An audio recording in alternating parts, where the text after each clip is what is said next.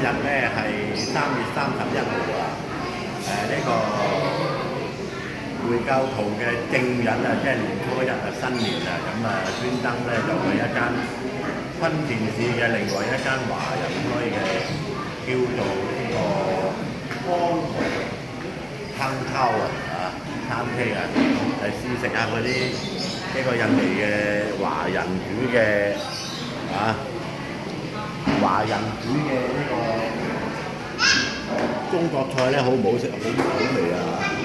首先介紹呢個咧就叫做咕嚕雞啊，咕嚕雞。跟住咧就嗌咗呢個雜菜啊，炒雜菜啊。第三個咧，呢個就奶油蝦。嗱，講到呢個奶油蝦咧，就平過呢個馬來西亞呢個阿羅食街咧好多。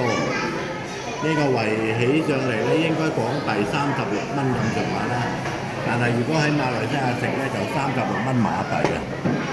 最後咧呢隻揚州炒飯啦已經俾我嚼咗1/3啦。咁啊 OK 啦，係咁啦